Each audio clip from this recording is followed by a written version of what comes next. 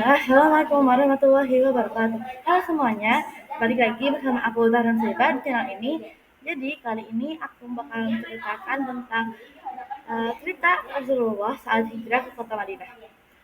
Pertama, ada faktor hijrah. Di sini ada 4 faktor. Yang pertama, eh, karena adanya siksaan dan tekanan dari kaum Quraisy. Yang kedua, adanya kekuatan yang membantu dan melindungi dakwah Nabi, yaitu dari kaum Ansar. Yang ketiga, ada masyarakat Mekah menganggap Rasulullah sebagai pendusta. Dan yang terakhir, kaum muslimin khawatir agama mereka tercemar. Lanjut, ada yang pertama kali hijrah. Di sini ada 2 orang yang pertama kali hijrah, dan 2 orang ini beda tujuan. Nah, yang pertama ada Abu Salamah yang hijrah untuk menghindari penindasan kaum kafir Quraisy, dan sedangkan Mus'ab adalah orang yang hijrah untuk menetap di Madinah. Jadi mereka sama-sama hijrah pertama kali, tapi beda tujuan. Lanjut, ada keberangkatan Rasulullah. Jadi saat Rasulullah ingin berangkat, kaum kafir Quraisy sangat kaum kafir Quraisy tahu, dan mereka khawatir kalau kaum muslimin bersatu dan juga ada Rasulullah, itu akan menjadi ancaman yang sangat menakutkan. Dan juga ada kabilah Aus dan Khazraj yang sudah menerima kaum muhajirin. Dan kota Madinah ini secara geografis sangat strategis, yaitu merupakan jalur perdagangan dan menjadi sumber penghidupan kafir. Lanjut, mencari solusi. Jadi, uh, ada hari Kamis, tanggal 26 bulan tahun ke-16 kenabian, para tokoh Quraisy, tokoh pembesar berkumpul dan membahas keadaan tadi di Darun Nadwah.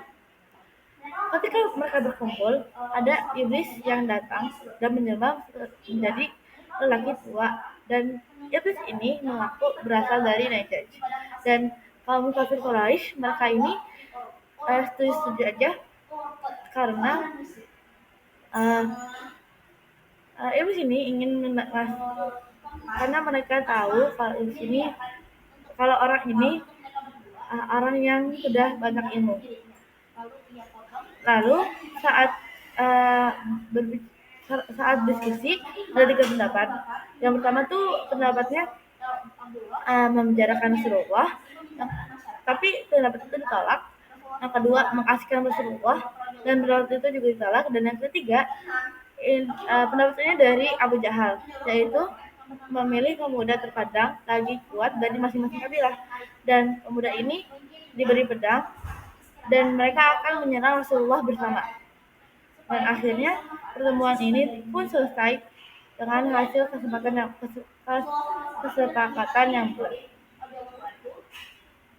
Dan lalu semuanya digusur. Ketika Abu Bakar uh, Abu Bakar menyiapkan 2 ekor unta yang sangat bagus dan memberi makan selama 4 bulan. Dan tiba-tiba Rasulullah datang ke rumahnya, lalu uh, Abu Bakar ini langsung tahu karena bahwa itu adalah perintah untuk berhijrah di Gua Sur. Rasulullah dan Abu Bakar menuju Gua Sur, dan mereka tinggal di Gua Sur selama 3 hari, dari malam Jumat sampai malam Ahad. Dan orang yang memberikan persediaan makan kepada mereka adalah Amir bin Soror, dan juga membantu menghilangkan jejak Rasulullah dengan kambingnya. Lalu di sini ada keadaan di rumah Rasulullah. Di malam hari sebelum Rasulullah pergi, ada sekumpulan kaum kafir Quraisy yang datang dan mengepung rumah Rasulullah. Saat itu Rasulullah ada di dalam rumah itu, tapi mereka, para tokoh itu, para pemuda itu tidak bisa melihat karena Rasulullah pada saat itu membaca surat Yasin dari ayat 1 sampai 10, lalu mengambil pasir dan melemparnya. Ketika orang Quraisy menyadari Nabi telah kabur, mereka mencari seluruh pelosok Mekah dan juga mengirim utusan. Bahkan mereka sampai menawarkan bayaran 100 ekor unta kepada siapapun yang membawa Rasulullah dalam keadaan mati atau hidup. Lalu ketika pencarian tenang, Rasulullah keluar dan mencari jalan dan menanyakan arah jalan kepada penduduk. Dan mungkin itu aja dari aku. Makasih banyak udah nonton. Maaf kalau ada salah kata atau perbuatan. Dan terakhir, wassalamualaikum warahmatullahi wabarakatuh.